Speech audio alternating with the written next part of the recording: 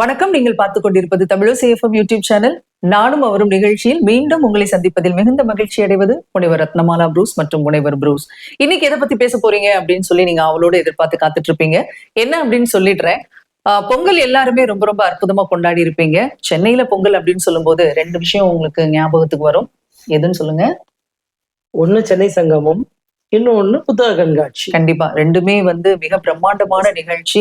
எங்கேயுமே நடக்காத ஒரு நிகழ்ச்சி. நம்முடைய தமிழ்நாடு அரசு மிகவும் ஸ்ரத்தை எடுத்து பல கலைஞர்களை ஊக்குவிப்பதற்காகவே நடத்தக்கூடிய ஒரு நிகழ்ச்சி சென்னை சங்கமம் இல்லையா? புத்தக கண்காட்சி அப்படின்னு சொல்லும் பொழுது இப்படிலாம் உலகத்துல நடக்குமா அப்படின்ற அளவுக்கு மிக பிரம்மாண்டமான அரங்குகளும் அவ்வளவு புத்தகங்களும் கொட்டி கிடக்குது. ரொம்ப ரொம்ப சந்தோஷமா இருந்தது. இன்னைக்கெல்லாம் சொல்றாங்க வாசிப்பு பழக்கமே இல்லை அப்படி இப்படிலாம் சொல்லிட்டு, ஆனா அங்க போய் பார்க்கும்போதுதான் தெரியுது எத்தனை பேருக்கு அந்த ஆர்வம் இருக்கு அப்படின்னு சொல்லிட்டு. குழந்தைகள் எல்லாருமே வந்திருக்காங்க, பெரியவங்க வந்திருக்காங்க, இளைஞர்கள் வந்திருக்காங்க. நிரம்ப கூட்டம் இருந்தது புத்தக கண்காட்சியில. அதை பத்தி தான் இன்னைக்கு நம்ம பேச இருக்கிறோம். சென்னை சங்கமம் அப்படின்னு சொல்லும் பொழுது நாங்க பொங்கல் அன்னைக்கு முதல் நாளே போயிட்டோம். அங்க போய் பார்க்கணும் அப்படின்னு ஆசை. எனக்கு ரொம்ப நாள் ஆசை சென்னை சங்கமம் பார்க்கணும் அப்படின்னு சொல்லி. ஏன்னா பல கலைகளை பல கலைஞர்களை அந்த நிகழ்ச்சி ஊக்குவிப்பதாக அமைகிறது அப்படின்னு எல்லாரும் சொல்லும் போது எனக்கு பார்க்கணும் அப்படின்னு ஆசை. அதனால நாங்க எல்லாம் போயிருந்தோம். அந்த நிகழ்ச்சி சரியா 6 மணிக்கு ஆரம்பிச்சாங்க. எங்க அப்படின்னு சொன்னா தாம்பரத்துல. முந்தின நாள் நம்முடைய முதலமைச்சர் அவர்கள் எந்த இடத்துல ஆரம்பிச்சாரு? அவர் ராஜரத்னம் அரங்கத்துல ஆரம்பிச்சாரு. அதுவுமே மிக பிரம்மாண்டமாக அமைந்த ஒரு நிகழ்ச்சி. அடுத்த நாள் நாங்க போய் பார்த்தோம். பார்க்கும்போது சரியா 6 மணிக்கு ஆரம்பிச்சாங்க. முரசா பறை ஒரு அற்புதமான ஜிக்காட்டம். எங்களுடைய பையன் தான் அங்க இருந்து சொல்லிட்டு இருக்காரு ஜிக்காட்டம் அப்படின்னு சொல்லிட்டு. அற்புதமான நடனம்.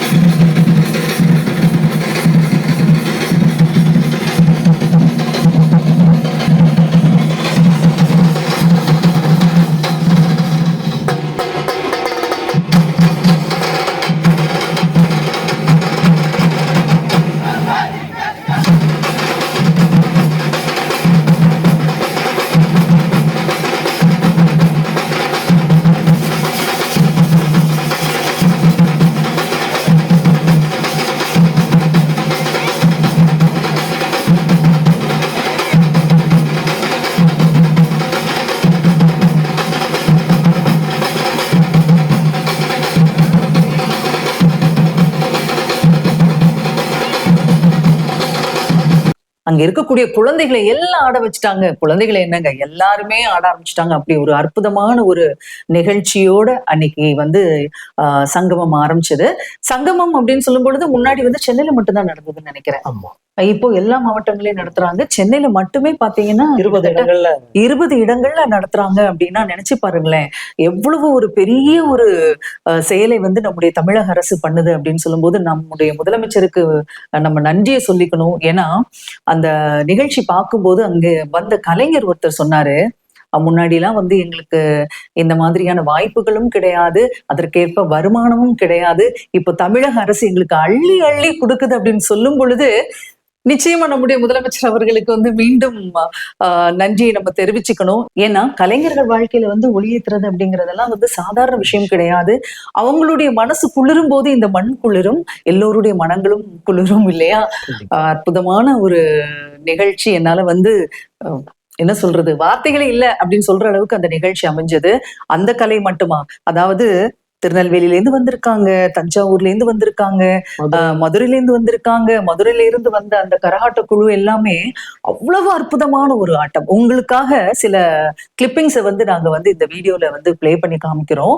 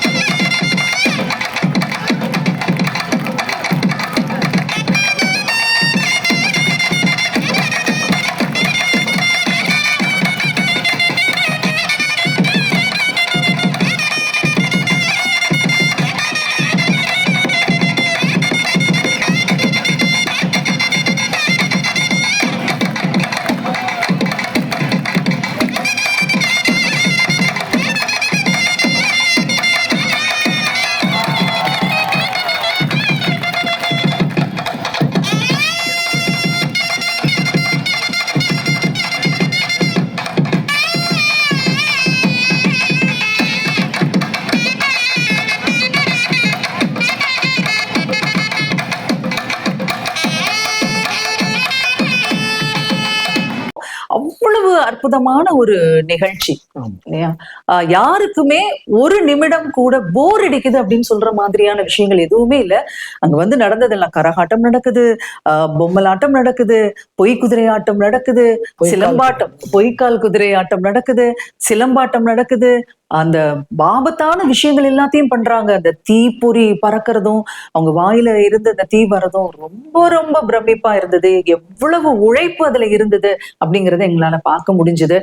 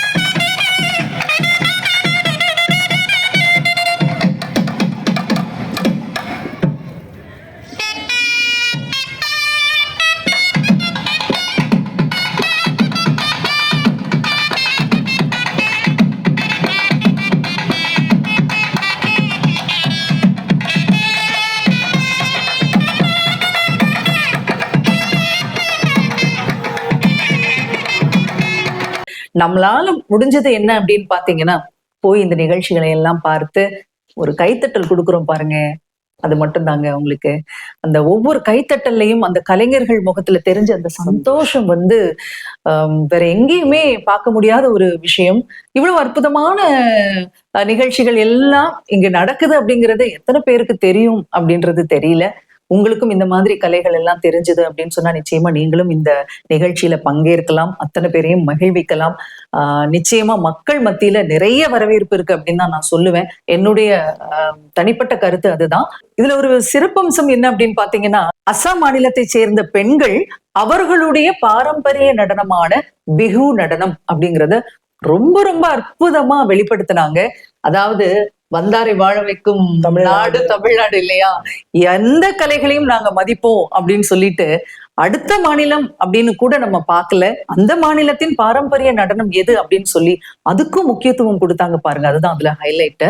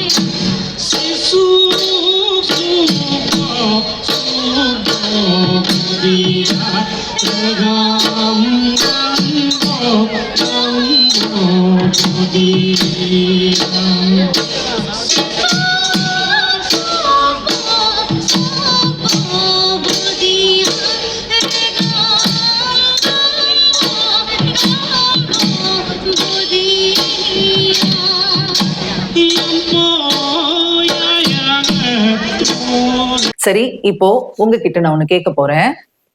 சென்னை சங்கமம் பத்தி உங்களுடைய கருத்து என்ன? நீங்க என்னெல்லாம் ரசிச்சீங்க?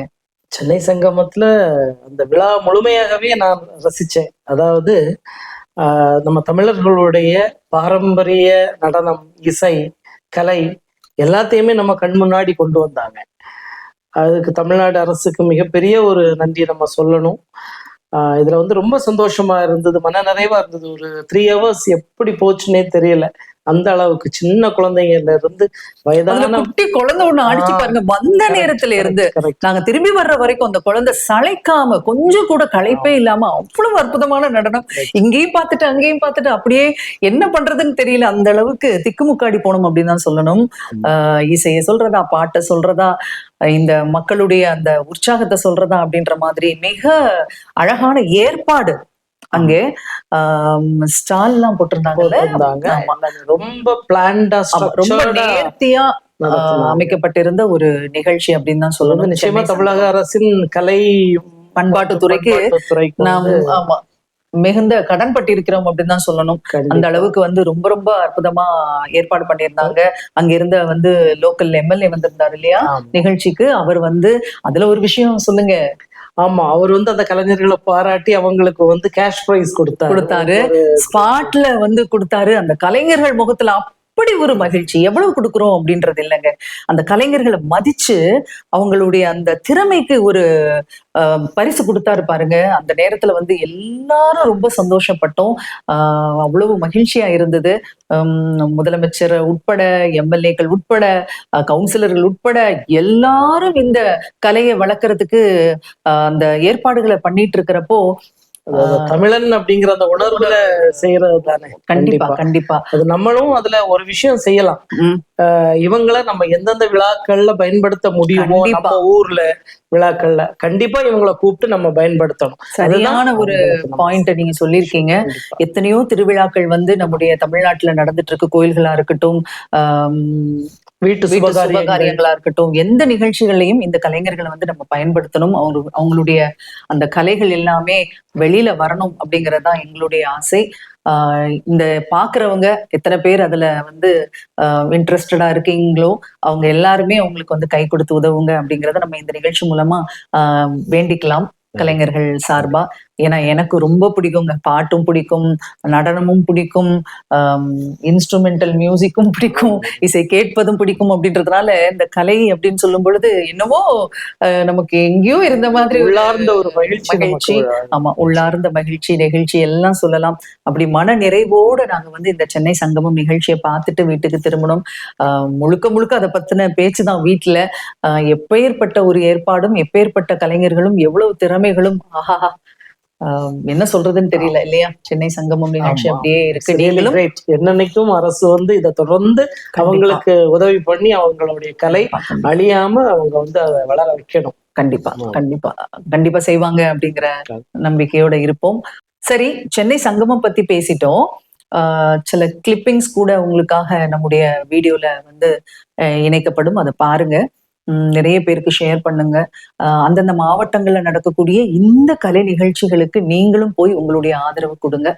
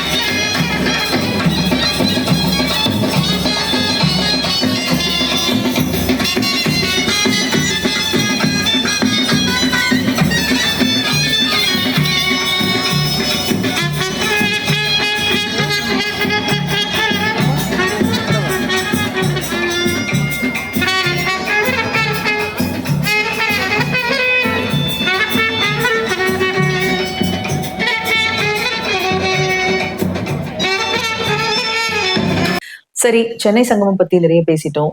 அடுத்ததா வந்து பொங்கல் நேரத்துல மிக சிறப்பாக சென்னையில நடக்கக்கூடிய இன்னொரு நிகழ்ச்சி எது அப்படின்னு பாத்தீங்கன்னா புத்தக காட்சி.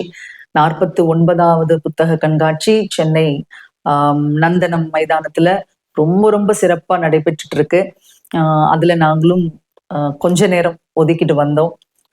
நீங்க பார்க்கக்கூடிய இந்த புத்தகங்கள் எல்லாமே நாங்க வந்து இந்த வாட்டி வாங்கின புத்தகங்கள் தான். கிட்டத்தட்ட 30 புத்தகங்கள் மேல வாங்கியிருக்கிறோம். கிட்டத்தட்ட 30 புத்தகங்கள் வாங்கியிருக்கிறோம். அதாவது உலகத்தின் மிக சிறந்த நண்பன் யாரு அப்படின்னு கேட்டா புத்தகங்களை தான் சொல்லுவாங்க. கண்டிப்பா. வாசிப்பு பழக்கம் குறைஞ்சிருச்சு அப்படின்ட்டு நம்ம பேசிட்டு இருக்கிற இந்த காலத்துல அங்க போய் பார்க்கும்போது அப்படியெல்லாம் இல்ல, எல்லாருமே வாசிக்க ஆரம்பிச்சுட்டாங்க அப்படின்ற ஒரு எண்ணம் வந்து தோன்றிச்சு. ஏன்னா அவ்வளவு கூட்டங்க. பொங்கலுக்கு வந்து கிட்டத்தட்ட 10 லட்சம் பேர் சென்னையில இருந்து சொந்த ஊருக்கு போயிட்டாங்க அப்படின்லாம் நாங்க கேள்விப்பட்டோம். ஆனா கூட்டத்தை பாத்தீங்கன்னா அப்படி எல்லாம் தெரியவே இல்லைல்ல. அவ்வளவு கூட்டம் சென்னை புத்தக காட்சியில இன்னைக்கு. புத்தக கண்காட்சி அப்படின்னு சொல்லும் பொழுது நீங்க என்னெல்லாம் நீங்க பாத்தீங்க அப்படிங்கறத நீங்க வந்து ஆடியன்ஸ் கிட்ட ஷேர் பண்ணலாமே. நம்மளுடைய சென்னை புத்தக கண்காட்சியை பொறுத்த வரையில உலகத்திலே இந்த அளவுக்கு பிரம்மாண்டமான ஒரு புத்தக கண்காட்சி நடைபெறுமா அப்படிங்கிறது சந்தேகம்தான். அது நம்ம சென்னை புத்தக கண்காட்சி தான் மிக சிறப்பா பண்ணிட்டு இருக்கிறாங்க. தமிழக அரசோட சப்போர்ட்ல பபாசி பண்ணிட்டு இருக்கிறாங்க. ஸோ இன்னைக்கு பார்க்கும்போது 600க்கும் மேற்பட்ட அரங்குகள், லட்சக்கணக்கான புத்தகங்கள் காட்சிக்கு வைக்கப்பட்டிருக்குது.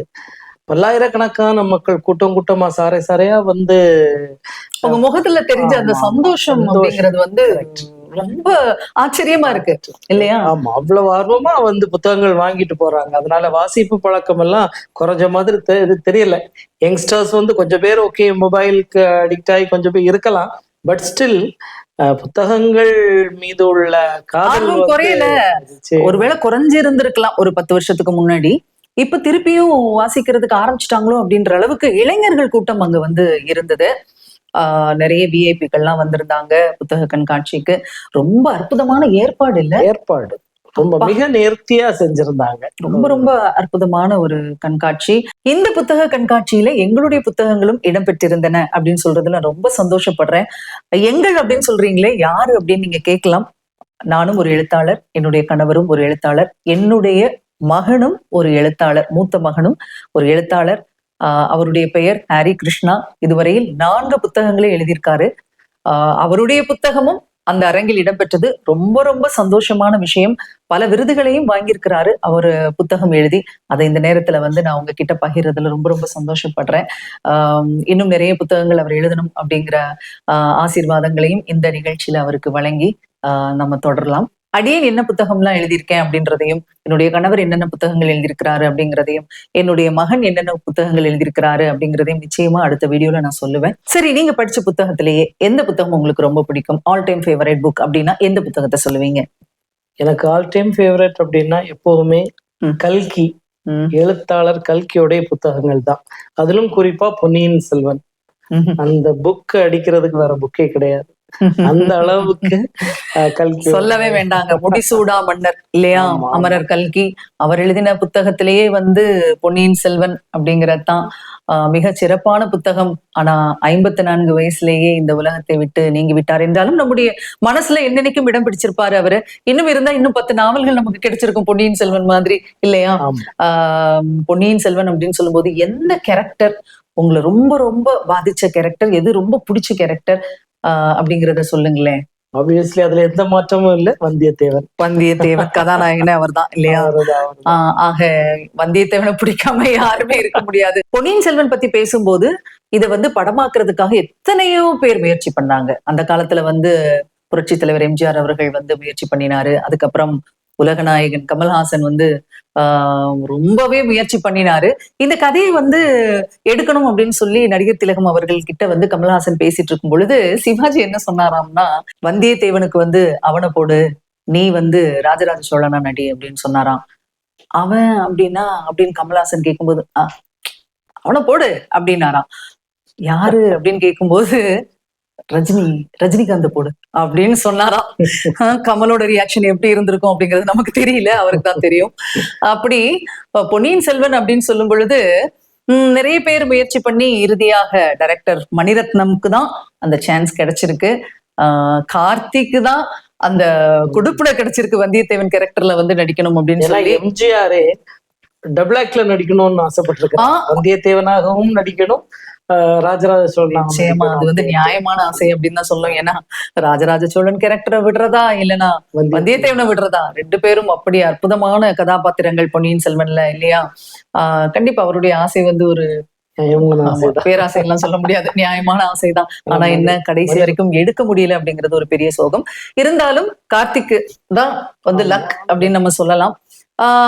இருந்தாலும் எனக்கு என்ன அப்படின்னா, பொன்னியின் செல்வன் நாவல் படிக்கும் போது ஏற்பட்ட அந்த ஒரு அலாதியான ஒரு மகிழ்ச்சி வந்து எனக்கு படம் பார்க்கும்போது கிடைக்கல அப்படின்னு தான் சொல்லுவேன். ஏன்னா நிறைய மிஸ் ஆச்சு அப்படிங்கிறது என்னுடைய பர்சனல் சஜஷன். இன்னும் நிறைய எதிர்பார்த்தேன். அதாவது டைரக்டர் மணிரத்னம் அப்படின்னு சொல்றதுனால அந்த படத்துல வந்து நிறைய விஷயங்கள் நாங்க வந்து எதிர்பார்த்தோம். ஆனா வந்து சில விஷயங்கள் வந்து மிஸ் ஆச்சு அப்படின்னு தான் சொல்லணும். என்னுடைய சஜஷன் ஆடியன்ஸ்க்கு என்ன அப்படின்னா, நீங்க வந்து அமரர் கல்கி எழுதிய நாவலை வந்து படிக்கணும் அப்படிங்கறதுதான். ஏன்னா வந்து அதுல இருக்கக்கூடிய சுகம் வந்து எத்தனை பேர் படம் எடுத்தாலும் கிடைக்காதுங்க. அவ்வளவு அருமையான நடை. இப்படி ஒரு புத்தகம் எப்படி அந்த காலத்துல அவருக்கு கற்பனைக்கு எட்டாத விஷயங்களை எல்லாம் வந்து நந்தினின்னு ஒரு கேரக்டரை கொண்டு வந்து இருப்பாரு பாருங்க. இல்லாத ஒரு கதாபாத்திரத்தை உருவாக்கி நமக்கு வந்து இப்படி ஒருத்தர் இருந்திருப்பா அப்படின்ற மாதிரியான ஒரு நினைப்பை கொடுத்திருப்பாரு பாருங்க. அதெல்லாம் வந்து கல்கிக்கு மட்டுமே சாத்தியமான ஒரு விஷயம் அப்படின்னு தான் சொல்லணும். இவ்வளவு பெரிய நாவலை எப்படிங்க நாங்க படிக்கிறது அப்படின்னு நீங்க கேட்கலாம். படிக்கிறதுக்கு உங்களுக்கு நேரம் இல்லையா? கவலையப்படாதீங்க. படிக்க முடியல அப்படின்னு நினைக்கிறீங்களா? கவலையப்படாதீங்க. நம்முடைய யூடியூப் சேனல்ல அடியனுடைய குரல்ல பொன்னியின் செல்வன் அந்த நாவல் முழுக்க ஒலி புத்தகமாக வெளியிட்டிருக்கிறோம். அதை வந்து ஃப்ரீ டைம் எப்பெல்லாம் இருக்குதோ அப்பெல்லாம் கேளுங்க. ஒரு நாளைக்கு 2 எபிசோட் கேட்டீங்கனாலே போதும், முடிஞ்சிடும். அவ்வளவு அழகான ஒரு நாவலை வந்து அன்னை பராசக்தியின் திருவருளால நாங்க வந்து இங்க ஒலி புத்தகமா வந்து கொடுத்துருக்கோம். நிச்சயமா பாருங்க, உங்களுடைய கருத்துக்களையும் தெரிவிங்க. இந்த இடத்துல நான் ஒரு விஷயம் பதிவு பண்ணணும்னு நினைக்கிறேன். என்னன்னு பாத்தீங்கன்னா, பொன்னியின் செல்வன் நாவலை ரீட் பண்ணும்போது ஒவ்வொரு கதாபாத்திரத்துக்கும் ஒவ்வொரு மாதிரியான வாய்ஸ் மாடுலேஷன் கொடுத்திருப்பாங்க. அது ரொம்ப சிறப்பா இருக்கும். அதிலும் குறிப்பா நந்தினி கேரக்டருக்கெல்லாம் அருமையான ஒரு வாய்ஸ் மாடுலேஷன் கொடுத்திருப்பாங்க. அதை செஞ்சு காட்டு பார்க்கலாம் ஒரு வாட்டி. நந்தினி, நந்தினி அது ஸ்பெஷல் வாய்ஸ் அப்படின்னு தான் சொல்லணும் நந்தினிக்கு. ஏன்னா அந்த பெண்மணி மனதில் ஒன்று இருக்கும், வாய் ஒன்று பேசும் அப்படிங்கிறதுனால ஒரு ஸ்பெஷல் குரல் வேணும் அப்படின்னு சொல்லி என்னுடைய பையன் வந்து அவ்வளவு அடம் பிடிச்சான். ஹாரி கிருஷ்ணா வந்து அவ்வளவு அடம், அம்மா நீங்க வந்து நந்தினிக்கு வந்து நார்மல் வாய்ஸ் கொடுக்கவே கூடாது, நீங்க வந்து ஸ்பெஷலா வந்து ஒரு மாடுலேஷன் கொடுக்கணும் அப்படின்னு சொல்லிட்டு. அப்படி யோசிச்சப்போதான் சரி இந்த மாதிரி ஒரு குரல் கொடுப்போமே அப்படின்னு சொல்லிட்டு தான் அப்படி ஒரு முயற்சி பண்ணினோம். சரி, நீங்க கேட்கறதுனால ஆடியன்ஸ்க்காகவும் வந்து நான் டயலாக் எதுவும் ஞாபகம் இல்லை, அவங்களுக்காக நான் ஒரு லைன் சொல்றேன். நாதா, தாங்கள் என்னிடம் வந்து இப்படி பேசுவது தங்களுடைய தம்பிக்கு தெரியுமா? தெரியாமல் தான் வந்தீர்களோ? சூப்பர்.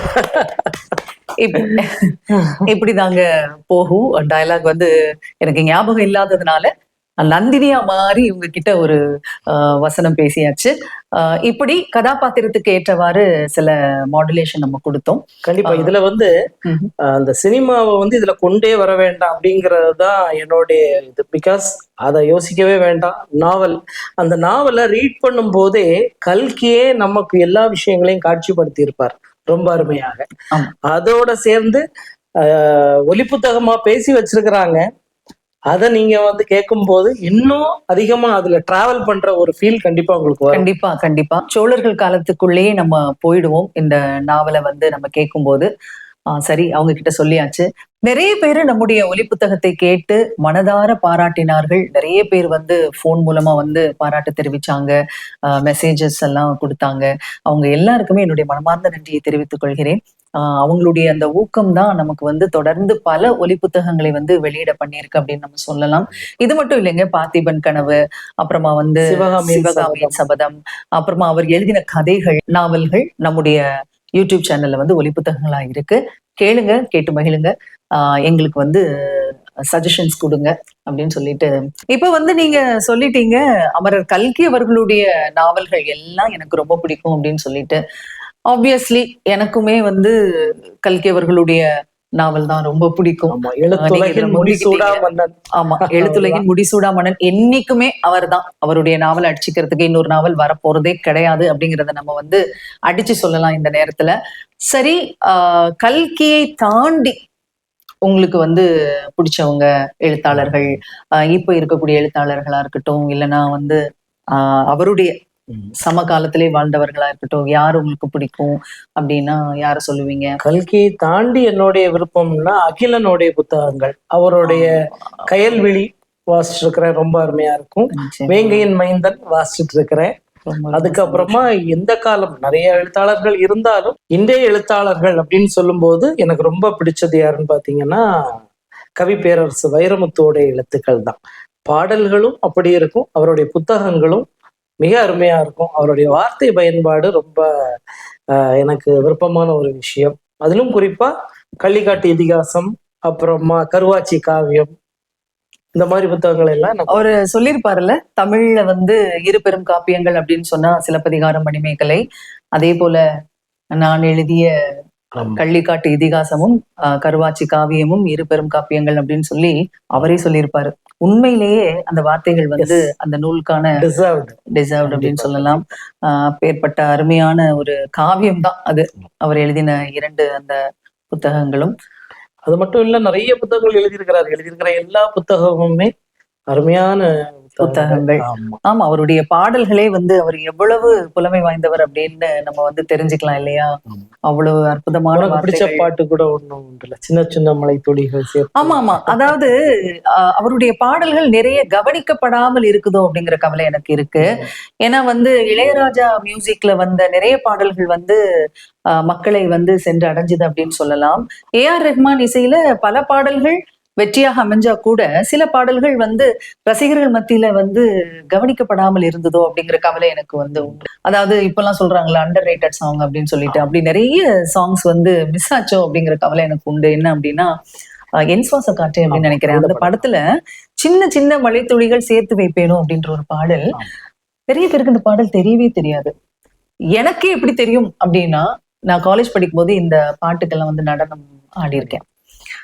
அப்படி ஒரு செட்டப் வந்து பண்ணி எங்களுக்கு கொடுத்தாங்க, மழையில நனையிற மாதிரி.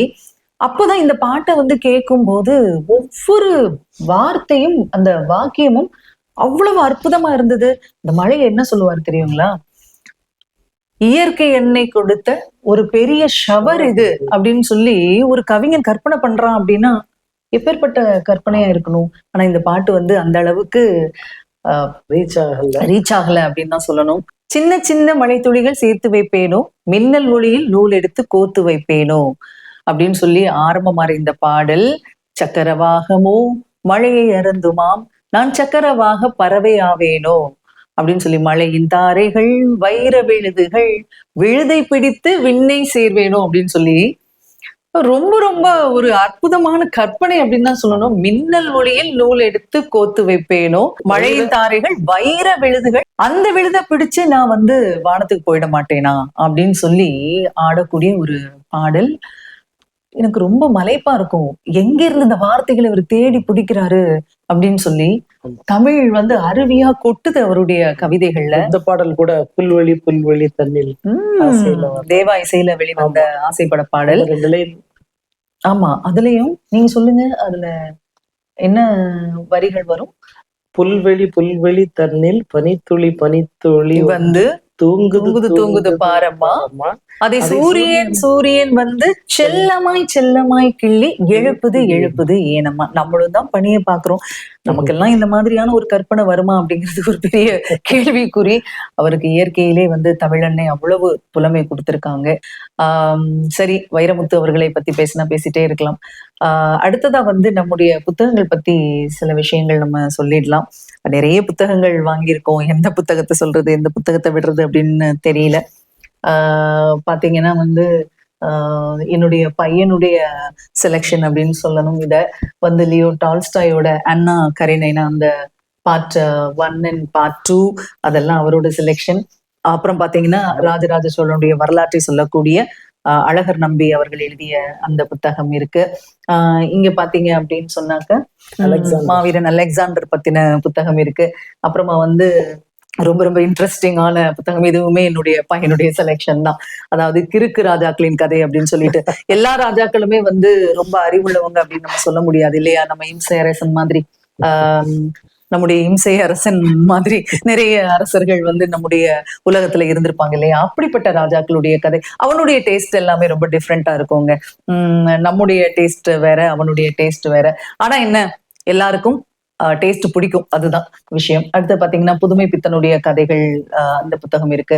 எம்ஜிஆர் அவர்களை பற்றிய ஒரு புத்தகம், அதாவது திரை அரசியல் இரண்டிலும் வெற்றி கொடி நாட்டிய மன்னாதி மன்னனின் மலைப்பூடும் சரித்திரம் அப்படின்னு சொல்லிட்டு ரொம்ப ரொம்ப அழகான ஒரு புத்தகம். தீனதயாளன் அவர்கள் எழுதின ஒரு புத்தகம் இருக்கு இங்க. நேதாஜி சுபாஷ் சந்திர போஸ் புத்தகங்கள் நிறைய இருக்கு வீட்டுலன்னா கூட, இது கொஞ்சம் அவருடைய நடை எல்லாமே ரொம்ப வித்தியாசமா ரொம்ப அழகா இருந்தது. இதுவும் என்னுடைய பையனுடைய செலெக்ஷன் தான். அடுத்தது பாத்தீங்கன்னா பசும்பொன் முத்துராமலிங்க தேவர் ஐயா அவர்களுடைய வரலாற்றை விவரிக்கக்கூடிய ஒரு அற்புதமான புத்தகம். தேசியமும் தெய்வீகமும் எனது இரு கண்கள் அப்படின்னு சொன்னவர் இல்லையா? ரொம்ப தைரியசாலி இல்லையா? அவரை பத்தின ஒரு ரொம்ப சின்ன ஒரு புத்தகம் தான், ஆனா எல்லாத்தையும் கவர் பண்ணியிருக்கு இந்த புத்தகம். அடுத்ததா பாத்தீங்கன்னா உணவு சரித்திரம் அப்படின்னு சொல்லி, ஒவ்வொருத்தருக்கும் ஒவ்வொரு உணவு பிடிக்கும் இல்லையா?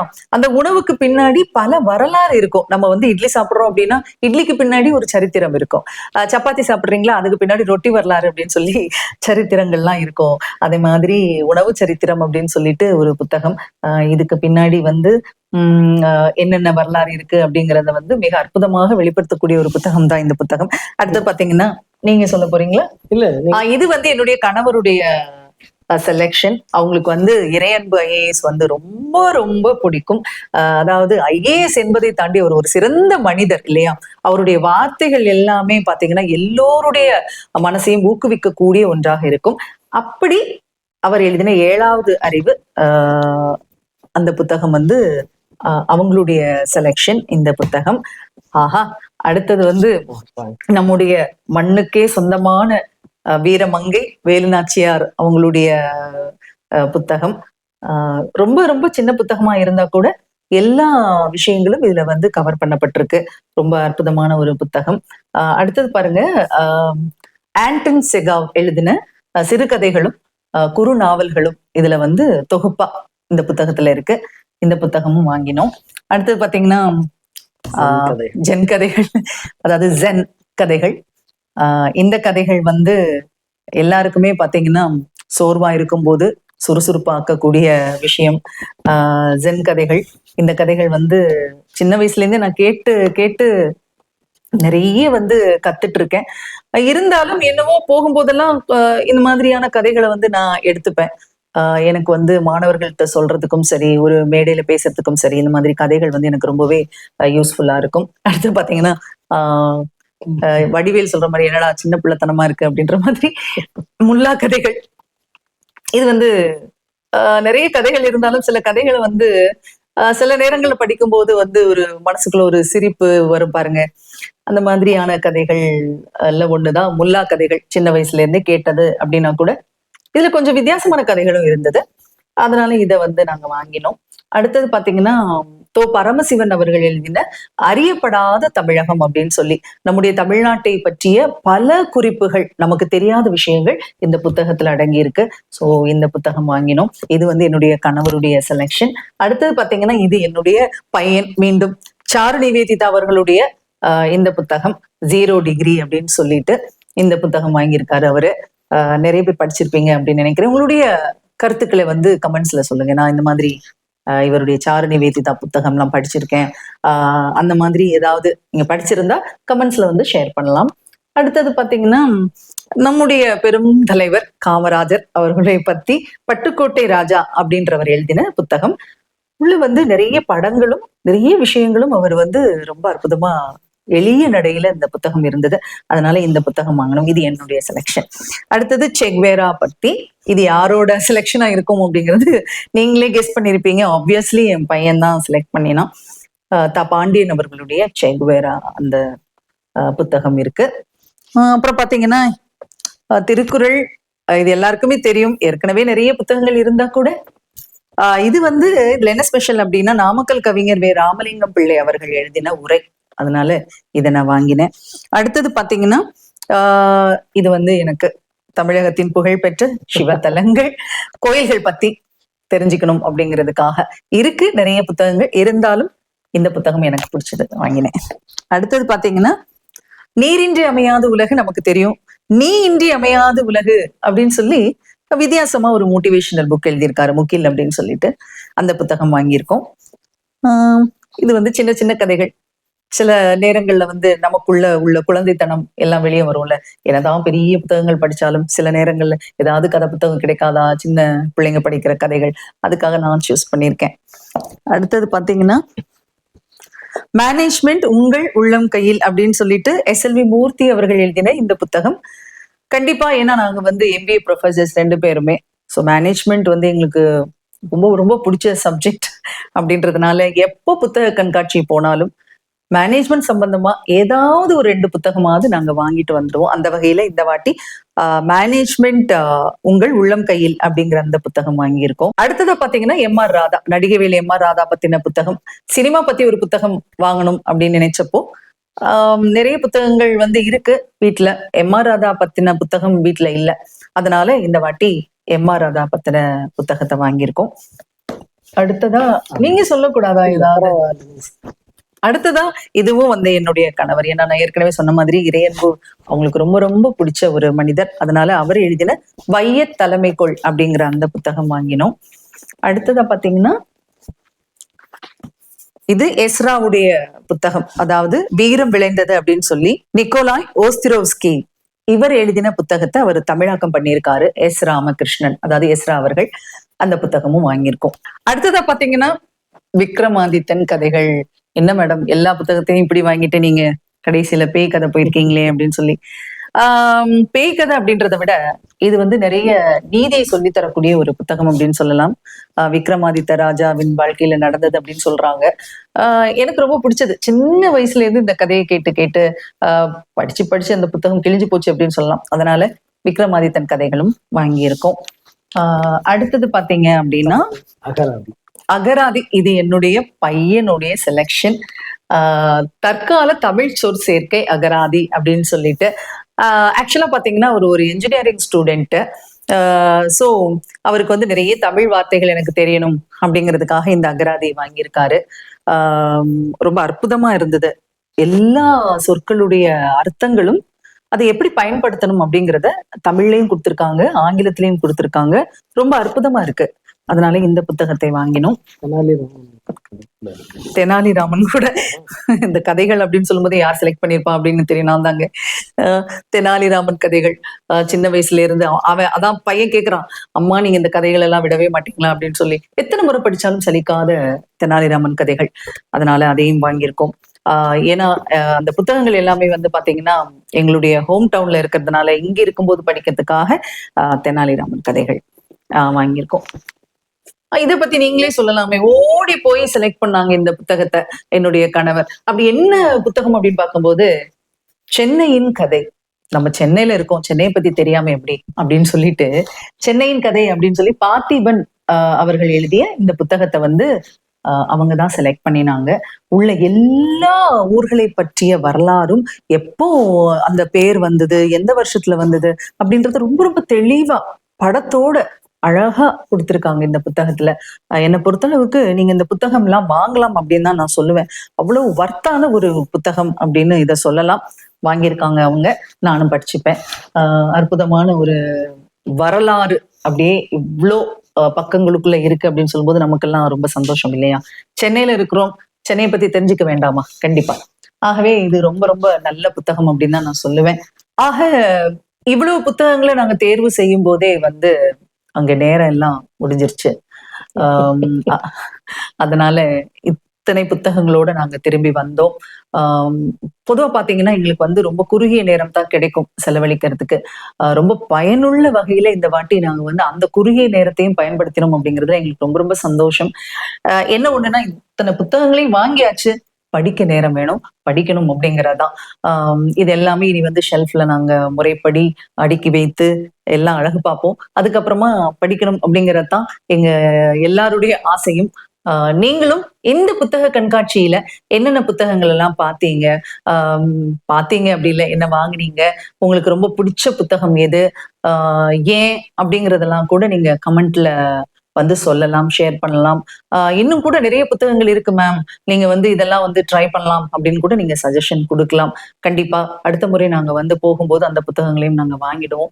இதுல ஒரு சின்ன விஷயம் என்ன அப்படின்னா, இந்த புத்தகங்கள் எல்லாம் நாங்க வாங்கிட்டு அப்படி வெளியே வரும்போது எல்லாருமே எங்களை பார்த்து ஒரு மாதிரி சிரிச்சாங்க. எதுக்காக சிரிக்கிறாங்களோ அப்படின்னு சொல்லிட்டு ஒருத்தர்கிட்ட ஏன் சிரிக்கிறீங்க அப்படின்னு கூட நாங்க கேட்டுட்டோம். அப்போ அவர் சொன்னாரு, மேடம் வர்றவங்க எல்லாம் 2, 3 அப்படின்னு சொல்லி எடுத்துட்டு போவாங்க. நீங்க வந்து ஒரு கடையை அள்ளிட்டு போறீங்களே அதனால சிரிச்சோம் அப்படின்னு சொன்னாரு. புத்தகங்கள்லாம் அவ்வளவு பிடிக்குங்க. வேற எதுவும் காரணம் கிடையாது. என்னை பொறுத்தளவுல உண்மையான நண்பன் யார் அப்படின்னு சொன்னாக்க புத்தகங்கள் தான். அதனால புத்தகங்கள் வந்து அவங்களுக்கும் அந்த இன்ட்ரெஸ்ட் இருக்கிறது வந்து கடவுள் கொடுத்த வரம். குழந்தைங்களுக்கும் அந்த இன்ட்ரெஸ்ட் இருக்கிறது கடவுள் கொடுத்த வரம். ஆகவே புத்தகங்களை வந்து நாங்க எப்பவுமே வந்து ஒரு பொக்கிஷமா நினைச்சுப்போம். நாம படிக்கக்கூடிய படிப்பும் நம்ம கிட்ட இருக்கக்கூடிய புத்தகங்களும் தாங்க நம்முடைய உண்மையான சொத்துக்கள் அப்படின்னு சொல்லிட்டு என்னுடைய கணவர் எப்பவுமே சொல்லுவாங்க. அது மிகப்பெரிய உண்மை. அதனால எப்பவுமே புத்தகங்களை உங்களுடைய நண்பர்களாக்கி கொள்ளுங்கள். ஒருபோதும் கைவிடாதுங்க அந்த புத்தகங்கள். அதனால புத்தகங்கள் வாங்குங்க, வாசிங்க அப்படின்னு நம்ம சொல்லிக்கலாம். புத்தகங்கள் அப்படின்னு சொல்லும்போது எனக்கு ஒருத்தர் டக்குன்னு ஞாபகத்துக்கு வருவாருங்க. அப்ரஹாம் லிங்கன் தான்.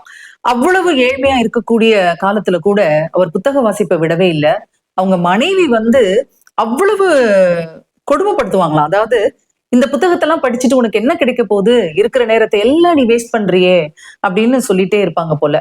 ஆனாலும் அவர் அந்த புத்தக வாசிப்பை மட்டும் விடவே இல்லை. ஒரு நாள் வந்து ரொம்ப கோபத்துல அவங்க மனைவி வந்து கொட்டி தீர்த்திருக்காங்க. இதை வச்சு என்ன பண்ண போற, இதால உனக்கு என்ன கிடைக்க போகுது, ஒண்ணுமே கிடைக்காது அப்படின்னு சொல்லும் போது அப்ரஹாம் லிங்கன் சொன்னது, இதை படிக்கிறதுனால எனக்கு பணமோ காசோ கிடைக்க போறது கிடையாது.